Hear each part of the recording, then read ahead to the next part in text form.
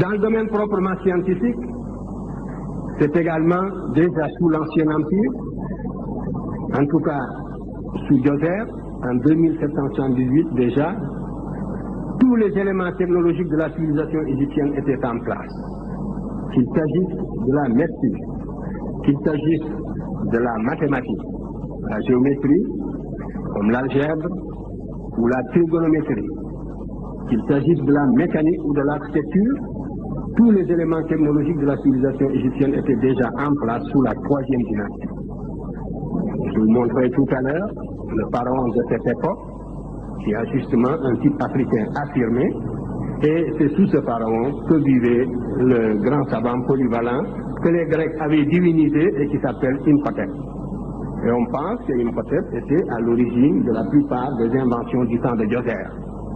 C'est de cette époque également que date la pierre de taille, l'architecture en pierre de taille. Concernant les mathématiques égyptiennes, il faut dire que la géométrie égyptienne était une géométrie rigoureuse, aussi par opposition à la géométrie mésopotamienne.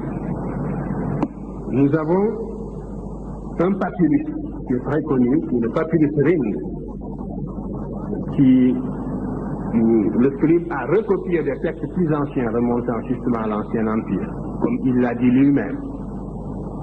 Nous avons également le papyrus de Moscou, où il y a des exercices mathématiques d'un très haut niveau qui donnent une idée précisément des connaissances mathématiques que les Égyptiens avaient assimilées et qui vont ensuite transmettre aux Grecs, lesquels Grecs seront Pythagore, d'abord Thalès de Milet, Pythagore, Platon lui-même, Eudoque et bien d'autres, et surtout Archimède aussi. Nous verrons tout à l'heure les problèmes qui sont traités dans le papyrus Ring. Donc je ne vous en parlerai pas deux fois, mais si nous prenons le papyrus de Moscou, il y a deux types de problèmes qui sont traités et qui donnent une idée du niveau d'abstraction mathématique atteint par l'Égyptien, parce qu'on a l'habitude de dire que la mathématique égyptienne était une mathématique empirique et que seule la Grèce a fait la théorie, C'est absolument inexact et vous ne trouverez jamais une telle affirmation sous la plume précisément d'un savant grec d'époque, encore moins sous la plume de ces savants-là même qui étaient allés s'initier en Égypte. Vous ne le trouverez pas chez Pythagore, puisque nous n'avons pas une seule ligne de Pythagore, rien du tout. Vous ne le trouverez pas chez Thalès. Thalès n'a pas écrit une seule ligne sur les mathématiques. On lui a attribué un théorème très discutable, nous le verrons tout à l'heure. Thalès a écrit tout au plus une lettre discutable à Péréside, et dans laquelle il disait à Péréside, si toutefois cette lettre est authentique, qu'il n'aimait pas écrire. Donc, la deuxième phase au cours de laquelle la civilisation égyptienne a transmis les valeurs de la civilisation à la Grèce correspond à la phase pendant laquelle l'Afrique, de nouveau, a transmis les valeurs de sa civilisation à la Méditerranée septentrionale. Ensuite, nous entrons dans la période historique. L'Égypte développe une civilisation dont elle transmet les valeurs à la Grèce, qui à son tour les transmet à l'Occident. Un mot seulement sur les savants qui ont été en Égypte pour s'initier. Le premier en date, c'est bien sûr Thalès. Au VIe siècle avant Jésus-Christ, Thalès est allé en Égypte. Lorsqu'on parle de Thalès qui fait des arpentages, n'est-ce pas, et des mesures devant la grande pyramide, c'est vraiment une idée grotesque. Il faut ignorer presque tout de la civilisation égyptienne pour pouvoir soutenir des légendes de ce genre. Mais ce qui est sûr, c'est que Thalès est allé en Égypte et qu'il s'est initié, n'est-ce pas, à la science égyptienne. Et à cette époque-là, la Grèce était à l'état pruste. Il ne faut pas l'oublier. La science égyptienne est née, justement, sous la protection de l'État. Elle s'est développée au service de l'État parce qu'elle était indispensable pour la maîtrise de la nature dans la vallée du Nil. Donc la science était une tradition africaine, égyptienne. Par contre, toute la tradition grecque s'opposait à l'innovation, il ne faut pas l'oublier. Pythagore, Socrate est mort en buvant la Cydie, et vous savez qu'on l'avait soupçonné tout simplement de s'écarter de la morale de la cité et d'adopter donc des idées universalistes qui risquaient de taper les bases institutionnelles de la cité grecque. La Grèce, même celle de Platon, n'a jamais dépassé le cadre d'une cité. L'Égypte avait créé, l'Afrique avait créé pour la première fois un État-territoire groupant plusieurs cités, avec des institutions particulières, avec une toute autre philosophie politique, qui s'oppose point par point à l'individualisme septentrional hérité des steppes eurasiatiques. Donc, c'est Thalès qui va d'abord en Égypte, qui s'instruit de la mathématique égyptienne et qui a introduit la géométrie en Grèce. Mais la science était une nouveauté en Grèce qui n'était pas acceptée, qui par conséquent devait conquérir le droit de citer par la force, qui tout le potentiel laïque et rationnel de la société grecque se trouvait chez la plèbe. Et c'est avec la montée des plèbes que la société grecque s'est laïcisée dans les conditions que l'on sait et sur lesquelles je ne peux pas m'étendre. Mais tout ceci pour dire donc qu'il y avait antinomie entre structure sociale grecque traditionnelle et science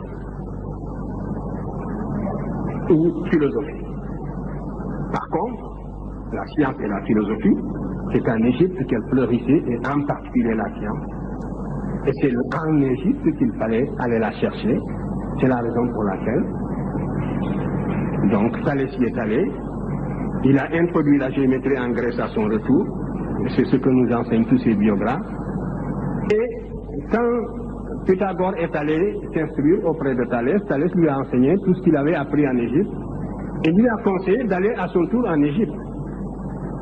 Pythagore était fait recommander du tyran de Samos à l'époque, et il est venu, c'était sous Amasis, le pharaon d'Égypte, qu'il a envoyé à Thèbes, à Héliopolis d'abord, et les prêtres d'Héliopolis lui ont dit qu'ils ne sont pas versés dans les sciences, il faut aller à Memphis.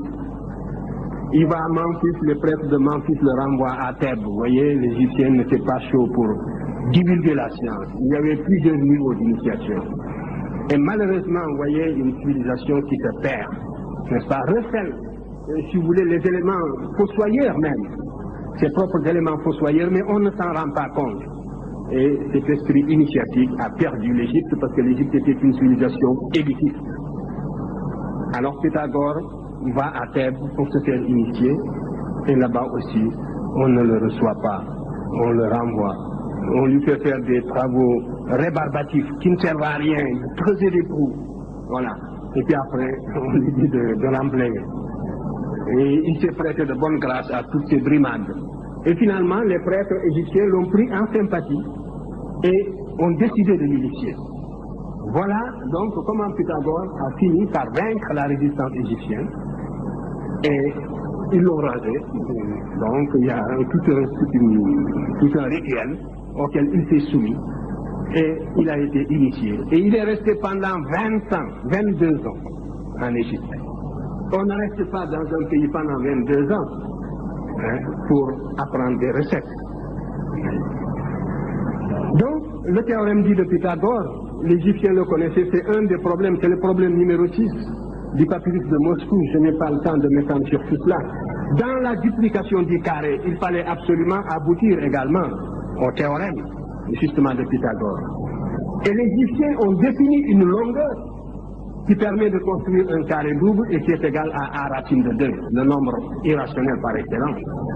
Par conséquent, le double, la définition d'une longueur qui s'appelle le double Riemann et qui consiste précisément à réaliser la duplication du carré, cette seule définition d'une longueur dans la géométrie égyptienne, impliquant la connaissance à la fois de du côté et multiplié par racine de 2 pour avoir précisément la diagonale qui donne le côté du carré double, montre, à n'en pas douter, que l'Égyptien connaissait ce théorème et qu'il le démontrait sans chiffres, effectivement, et tant d'autres choses.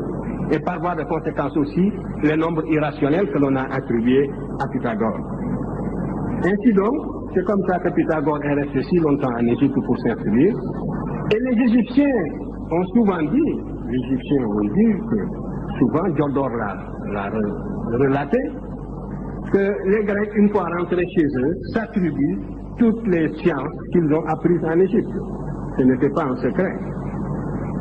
Mais parmi tous les Grecs qu'ils ont initiés, c'est Pythagore qu'ils aimaient le plus parce que c'est Pythagore qui avait gardé dans son enseignement l'aspect symbolique de l'enseignement égyptien. Les Égyptiens étaient extrêmement symboliques dans la transmission de leur science et Pythagore avait gardé cet aspect. Nous avons retrouvé les signes pré-algébriques qu'utilisait Pythagore, et en tout cas les pythagoriciens, que Pythagore n'a pas écrit, ces écrits n'ont pas survécu. Mais les pythagoriciens de Croton, n'est-ce pas, on a retrouvé les signes pré-algébriques qu'ils utilisaient et qui sont des signes hiéroglyphiques égyptiens qui montrent à n'en pas douter également, n'est-ce pas, l'influence de l'Égypte sur la science grecque. Alors, tout cela, de la même façon, montre que la Grèce est allée s'initier en Égypte. Et mieux, même les savants qui n'avaient pas fait le voyage, souvent l'inventaient. C'est dire aussi que les Grecs ne se mettaient pas sur le même plan que l'Égypte. Et même vaincu, l'Égypte restait l'institutrice de toutes les vieilles jeunes civilisations montantes de la Méditerranée septentrionale. Et les Latins, qui avaient moins de contact avec les Égyptiens, n'ont rien apporté aux sciences exactes. Voilà aussi une contre-preuve. Les Latins étaient de grands bâtisseurs, une certaine architecture qui ne faisait que reprendre les formules, la section d'or que l'Égypte avait déjà connue depuis 2778 et tant d'autres. Mais aux sciences exactes, les Latins n'ont rien apporté. À la morale et un peu à la philosophie avec Lucrèce. C'est vrai. Mais là aussi, nous retrouvons les éléments même de la philosophie héliopolitaine, mais sûrement repensés, assimilés, n'est-ce pas, et rendus dans l'esprit grec. Ça, c'est un véritable apport grec, c'est en fait que le matérialisme de l'Antiquité, de Leucippe, n'est-ce pas, à Démocrite, n'est-ce pas, et jusqu'à Lucrèce, c'est en fait. Mais si vous prenez les sciences exactes, les Latins n'ont pratiquement rien apporté. On n'a plus le temps de commenter.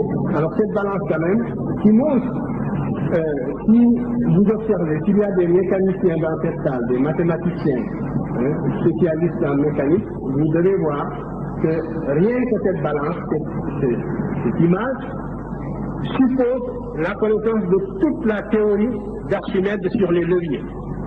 Vous voyez, c'est une balance, donc c'est un levier à bras égaux. Et ici, vous avez des curseurs gradués. Et vous voyez, le poseur, il a un fil à plomb, donc il vérifie la verticalité. Et il est en train de simuler la pesée en déplaçant ces curseurs qui ont des poids variés. Et alors, en les plaçant vers l'extrémité, il modifie le centre de gravité et il transforme le levier à bras égaux en levier à bras inégal. Vous voyez? Donc, à bras inégaux, et par conséquent, il transforme le levier en bascule. Ceci suppose tout ce que nous pouvons imaginer, ceci suppose la maîtrise de toute la théorie du levier, que l'on a voulu également aussi attribuer, n'est-ce pas, à Archimède, et nous sommes à 1400, c'est-à-dire 1100 ans avant la naissance d'Archimède. Passez encore au suivant. Ici, vous avez le fameux levier à bras inégaux qui était appliqué même dans la technologie égyptienne pour puiser de l'eau. Archimède disait que s'il avait ce point d'appui, il soulèverait la terre. Il voulait parler de l'utilisation du levier à bras inégaux. Plus celui-ci est long, plus celui-ci est court, vous pouvez lever les charges les plus étonnantes. C'est tout, et vous le voyez appliqué ici. Alors, justement, l'autre, c'est même une charge qui bascule tout seul. Passez au suivant. Alors ici, vous avez donc les problèmes du papyrus ring. Cette figure n'est pas tracée par un moderne, c'est la figure du scribe d'il y a 4000 ans. et il donne un triangle dont la hauteur est 13 et la base 4, et il demande de calculer la surface, et il trouve le résultat. Ça c'est aussi de la géométrie élémentaire. Ici, il donne un tronc de cône. Vous voyez ici le tronc de cône, c'est un pilier, précisément. Et on donne également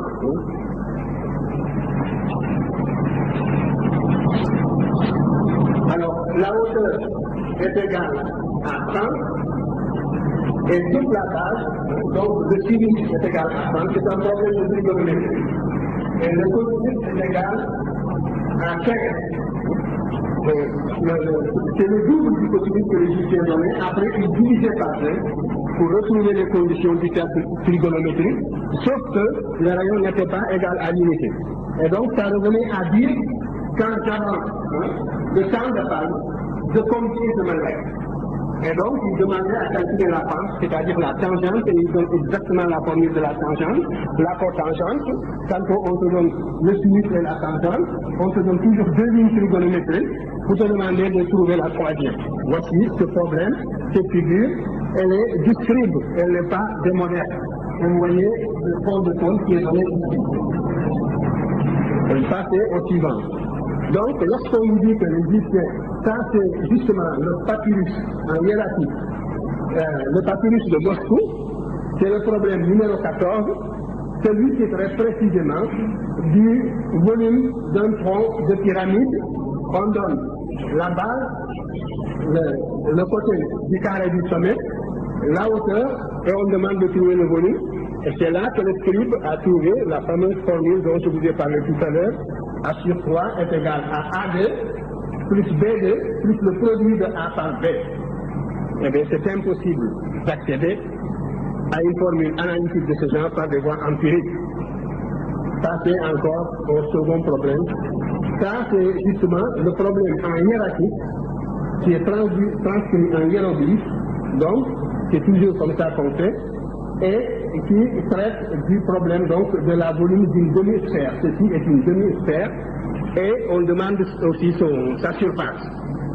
Et le scribe trouve exactement la valeur requise en fonction des données qui montre donc, comme je vous le disais,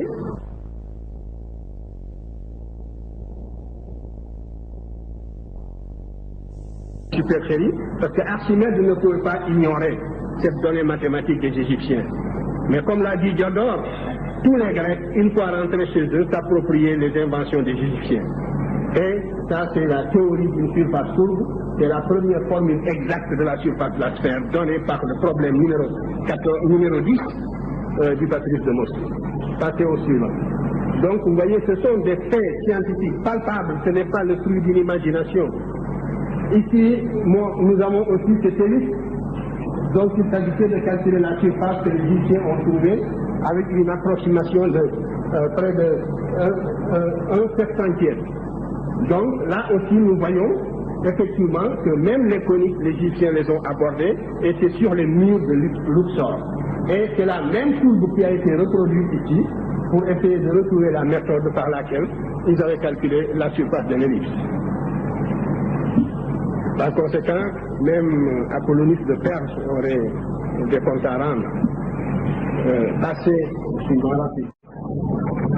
Alors ici, c'est la quadrature du cercle, vous voyez bien, les Égyptiens, c'est le problème numéro 48 du papyrus Rim, qui compare la surface d'un rectangle, la surface d'un carré, pardon, de côté 9 à un cercle, au cercle inscrit, de diamètre 9 également. Donc, c'est le fameux problème de la quadrature du cercle. Nous ne savons pas, nous sommes presque sûrs qu'on ne sait pas si les Égyptiens avaient saisi le caractère transcendant de ce problème. Peut-être pas, mais en tout cas, le problème est là, il est posé, et c'est le problème numéro 48 de Rim. Ici, c'est un rectangle, le scribe donne la longueur qui est 10, il donne la largeur qui est 2, il demande de trouver la surface également. Ce sont des exercices qu'on donnait, c'est comme si on avait perdu les sciences modernes et on tombait sur un traité de mathématiques de la classe de 3e, un peu, sauf en ce qui concerne le papyrus de Moscou. encore que dans le papyrus, il y a quand même d'autres éléments qui sont beaucoup plus difficiles, surtout les problèmes d'arithmétique et les problèmes d'algèbre. Ça, c'est rapidement. Alors là encore, vous voyez, c'est encore des problèmes de trigonométrie. Alors là, nous avons, donc, toujours le chiffre 350, et 250, et le chiffre du produit, et 360, et on demande de trouver la pente. Les Égyptiens avaient besoin justement de calculer les pentes des pyramides, et c'est pour ça qu'ils avaient inventé la trigonométrie. Passez rapidement au suivant. Là, c'est le trapèze. Il donne le prix du donne donc la hauteur du trapèze qui est égale à 20, la petite base qui est égale à 3, la grande base qui est égale à 6 et du coup la surface. Passez. Donc vous voyez toutes les figures élémentaires, ça c'est un cercle de rayon de diamètre 9, on demande de calculer la surface, ils ont trouvé la surface avec une valeur de pi égale à 3,15, alors que les Mésopotamiens étaient loin de soupçonner qu'ils donnaient la valeur de pi sans partie décimale, ils donnaient la valeur de pi égale à 3, ils calculaient les surfaces avec une valeur de pi égale à 3. Et là vous donne aussi une idée de la différence. Ici, les Égyptiens ont déterminé pi pour une valeur de 3,16. Passez au suivant. Une application du fameux problème, du fameux théorème de Thalès, 1400 ans avant la naissance de Thalès. Vous voyez bien les triangles semblables. Voilà donc une application du théorème de Thalès, c'est le problème numéro 53 du papyrus Ring, qui montre que le théorème de Thalès ne l'a pas démontré, puisque nous le trouvons ici avec une application 1400 ans avant sa naissance. Voilà, avec figure à la cinquième du millimètre dans le mesure.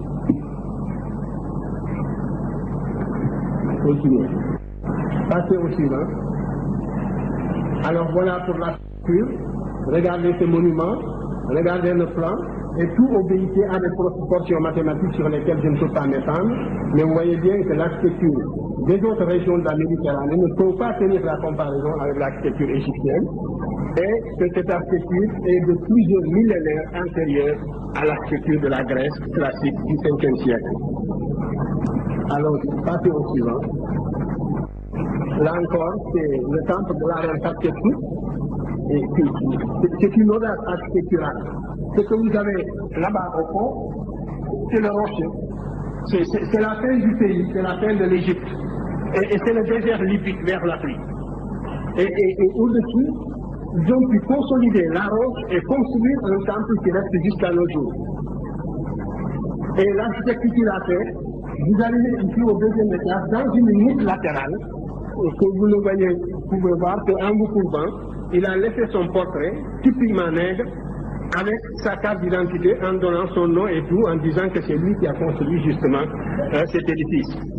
Parce qu'en général, justement, la civilisation égyptienne, l'esprit de la civilisation égyptienne était relativement collectiviste et on ne signait pas toujours les œuvres, contrairement à la Grèce où l'individualisme faisait que même si on n'était pas l'auteur de l'œuvre, quelquefois on l'a signé.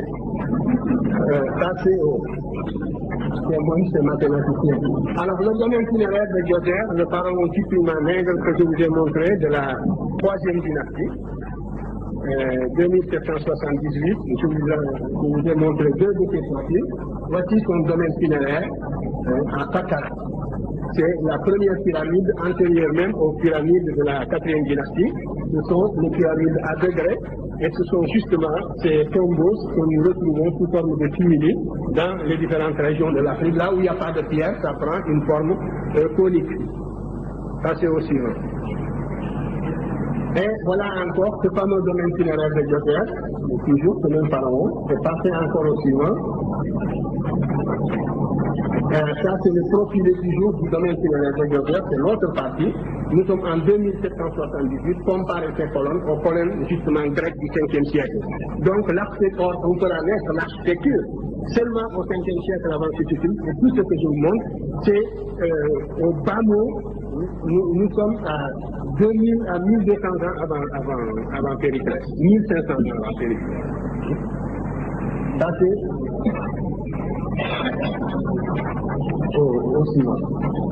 Qu'est-ce que j'ai dit? 2300 ans avant Jésus-Christ. Alors là, dites aussi, l'invention de la roue, vous savez que c'est une performance technique, parce que toutes les portes, justement, reposent sur les parois. Et le centre ne supporte rien. Vous connaissez le problème, les principes mathématiques de la vie. Ici, il n'y a pas, les portes, n'est-ce pas, se décomposent suivant des parois latérales, et toutes les chambres sont portées comme ça, latéralement. Et par conséquent, on peut faire des édifices très élevés. Et la voûte, les Égyptiens, donc, l'avaient maîtrisé déjà. C'est un problème architectural qu'ils ont résolu. Ça, c'est... Voilà le bâtiment le plus fameux de la Grèce. La Grèce, au 5e siècle, voici le monument architectural le plus célèbre que la Grèce nous a laissé. Dites s'il tient la comparaison avec ce que je viens de vous montrer. Et regardez toutes ces colonnes, vous les avez vues justement 2300 ans avant l'érection du Parthénon sur l'Acropole. Et en réalité, les Grecs ne sont pas des architectes fameux, ce sont des sculpteurs de génie. Il ne faut pas enlever un peuple de son génie propre. Le génie de la Grèce, c'est vraiment la sculpture. Et ils ont réalisé des œuvres sculpturales extraordinaires. Et ce sont les défilés des Panathénées, les frises des Panathénées autour du bâtiment qui rehaussent sa sobriété, précisément. Et même ce qu'on pourrait appeler presque sa pauvreté. Mais ce bâtiment ne soutient pas la comparaison avec l'ensemble de l'architecture égyptienne. Si vous allez à Karnak, le temple, la cathédrale de Notre-Dame entrerait rien que dans la salle hypostyle du temple de Karnak. Vous direz que les proportions ne signifient, les dimensions ne signifient rien, mais c'est des dimensions associées à des proportions. Continuez, passez rapidement. Alors voilà le fameux domaine funéraire de Djoser, avec justement le temple, la façade du temple nubien dont je vous ai parlé 3 générations avant Ménès, et qui explique l'émergence de l'architecture en pierre de taille sous la 3e dynastie précisément. Et jusque-là, ça restait une énigme, on se demandait comment brusquement l'Égypte s'était mise à construire en pierre de taille. C'est parce qu'on avait perdu de vue, on ne savait pas encore qu'il y avait ce passé architectural derrière l'Égypte. Assez rapidement, c'est presque fini.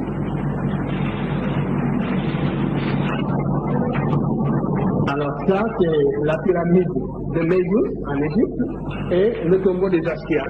Donc nous avons ici l'Égypte et l'Afrique noire. Ça, vous l'aviez déjà montré. Donc ça, c'est pour montrer la parenté même dans le domaine architectural, c'est le manque d'initiation qui nous empêche de le voir. Mais l'Égypte est présente partout, dans nos institutions, dans tout ce que nous faisons. Dans nos lignes architecturales, l'Égypte est présente. Continuez, passez. Ici, c'est la recherche, justement, d'un peintre. Vous voyez, le canon pictural égyptien, la tête, c'est toujours le 6e du corps. De là à là, c'est toujours 19 lignes. Et la position du coude, la position de chaque partie est réglée justement par le détail des carreaux que vous voyez. Et ça va être plus visible dans l'image qui va suivre. Passez. Alors ici, vous voyez la recherche du peintre. Vous voyez bien que le peintre est en train de faire de la recherche. Il est en train d'encadrer la tête. Et la tête, c'est toujours 3 carreaux. Et l'ensemble du corps, c'est 19. Et vous avez donc la tête, c'est pratiquement le 6e de l'ensemble du corps. Et c'est ça qu'on nous a présenté comme le canon grec classique. Et vous voyez donc que ce canon, c'est encore l'Égypte qui l'a passé à la Grèce. C'est toujours comme ça. Vous voyez donc, voilà, ces peintures sont imprégnées de plus de 2000 ans. On les retrouve justement sous la 18e dynastie en 1580, avant Jésus-Christ, dans la vallée des rois. À cette époque, la Grèce était, à l'époque, même pas encore à l'époque mycénienne, c'était une époque prétoire. La civilisation grecque était dans les reins, on ne peut pas parler de canon grec. Donc, vous le voyez donc, ici, l'art égyptien obéit par conséquent à des règles rigoureuses qui s'identifient à ce qu'on va appeler par la suite la section d'or, c'est-à-dire donc la divine proportion que les artistes de la Renaissance, comme Léonard de Vinci, n'est-ce pas, et autres, vont redécouvrir et vont utiliser. Aussi bien dans la peinture que dans l'architecture, aussi bien dans la construction de cathédrales, aussi ça a survécu. cette question d'or, mais qui était déjà connue et appliquée par les Égyptiens. Passez au suivant. Alors ici, vous avez le canon égyptien que vous retrouvez dans l'art crétois, c'est-à-dire le buste de face, l'œil de face et la tête de profil. C'est le canon pictural égyptien ici. Vous le retrouvez dans l'art crétois. Passez au suivant. Vous le retrouvez aussi dans l'art atlante. Vous savez que ça, c'est un pêcheur de la civilisation qu'on a appelée l'Atlantide et qui est resté à l'histoire depuis qu'on a daté l'explosion des villes Santorin. Donc, vous avez l'œil de face, la tête de profil et le buste de face. C'est encore le canon égyptien. Passez au suivant. Je passe rapidement. Alors, ça, c'est l'évolution de l'écriture. Hiéroglyphe égyptien, hiéroglyphe crétois, le linéaire A qui est crétois, le linéaire B qui est crétois, le phénicien du XIIIe siècle avant Jésus-Christ et le phénicien du IXe siècle avant Jésus-Christ, et c'est la forme suivante de l'alphabet phénicien qui est passé en Grèce. Donc, quand vous dites que l'écriture, vous voyez, est inventée par les autres, vous voyez tout au ici, et vous pouvez suivre l'évolution jusque là. Vous avez encore, et ce même alphabet du phénicien, vous le retrouvez encore sur les rochers du Sinaï, et on sait que c'est un alphabet que les Égyptiens connaissaient également. Par conséquent, vous ne pouvez pas mesurer tout ce qui appartient à l'Afrique, ou tout ce qui est parti de l'Afrique, et à peine transformer, remodeler, et qui nous a été de nouveau resservi. C'est la raison pour laquelle aussi l'Afrique n'a pas à s'interdire une pensée quelconque. L'Afrique peut utiliser les éléments de sa civilisation partout, où, si besoin, s'en faisait sentir, parce que tout était parti de l'Afrique. Maintenant, les structures sociales, c'est les plus intéressantes, et les structures politiques, et les causes de l'émergence de la civilisation égyptienne. J'en ai traité bien ailleurs, mais puisque vous me posez la question, je vous en dis deux mots. Précisément, l'émergence de la civilisation égyptienne est liée, je ne veux pas employer ces grands mots-là, mais dialectiquement liée, mais à la structure de la vallée du Nil. Vous voyez, elle est liée à la structure de la vallée du Nil, à la spécificité de la vallée du Nil. Qu'est-ce que c'est que la vallée du Nil? Quand vous irez en Égypte, vous verrez que l'Égypte, c'est un couloir de 1000 km et de 6 km de large. 3 de chaque berge de chaque côté du fleuve, et même pas souvent 3. Souvent, l'Égypte, c'est 500 mètres. L'Égypte, c'est le fleuve, et puis 50 mètres, et puis le désert libyque. Le désert libyque, c'est-à-dire l'Afrique et le Sahara, et de l'autre côté, le désert arabique. Les endroits les plus larges, vous avez 3 km ici et là, c'est ça l'Égypte sur 1000 km. Alors, ça veut dire que quand, pendant la période des crues, les 2000 donc arrachent des montagnes de l'Éthiopie, n'est-ce pas, tous les débris végétaux, et apportent le limon, la vallée est encaissée et le lit monte, le fleuve monte réellement, et toutes les traces sont effacées. Et quand vous avez deux champs comme ça, un champ rectangulaire et puis un autre champ, eh bien, toutes les bornes disparaissent. Il n'est plus matériellement possible de savoir où commencer son champ, où s'arrêter le champ. Il y avait là donc un phénomène qui est la crue, n'est-ce pas, du Nil, la crue annuelle du Nil, qui dépassait les moyens d'un individu, qui obligeait donc chaque individu à sortir de son égoïsme, et par conséquent qui a forcé très tôt les clans qui se sont engagés dans cette voie, et les tribus à sortir de leur égoïsme clanique et tribal pour fusionner, accepter une autorité supranationale pour la coordination du travail à grande échelle. Donc, les fameux travaux, grands travaux, n'est-ce pas, historiques, qui sont à l'origine de la civilisation égyptienne, ces fameux États à MPA, à mode de production, pourquoi asiatique, puisque c'est africain, donc à mode de production, donc africain. C'est ainsi que c'est né. Et ça ne s'arrête pas là, c'est qu'il fallait absolument un instrument de mesure, un instrument de contrôle, de vérification, qui permet chaque année de retrouver indubitablement les bornes de chaque propriété. Et c'est ainsi que l'Égypte, vitalement, l'invention de la géométrie était une nécessité vitale en Égypte pour départager les cohabitants. Et c'est pour ça qu'ils ont commencé par l'arpentage, et qu'ils ont tout de suite versé dans la mesure de toutes les figures de la géométrie élémentaire avec le calcul de surface pour la répartition des centres. Voilà, la géométrie sont nées comme une nécessité de la spécificité au stade du berceau, de la spécificité et de sa précarité surtout. Donc, à la fois l'État égyptien est né comme face la grue. Vous savez bien que la civilisation se développe en levant en quelque sorte des défis. À ce point de vue, on peut accepter l'idée de Toynbee quand il parle de défis, bien que tous ces gens expliquent l'Afrique de l'histoire. Vous savez bien que tous les grands penseurs ont expliqué l'Afrique de l'histoire. Donc, ce grand dieu de la sociologie, eh bien, a expliqué purement l'Afrique noire de l'histoire. Historique, et ainsi de suite. Alors donc, souvent, les dieux de la pensée africaine ont fait un très grand tort, n'est-ce pas, en tout cas quant au début, quant aux prémices de leur philosophie, à cette société africaine même.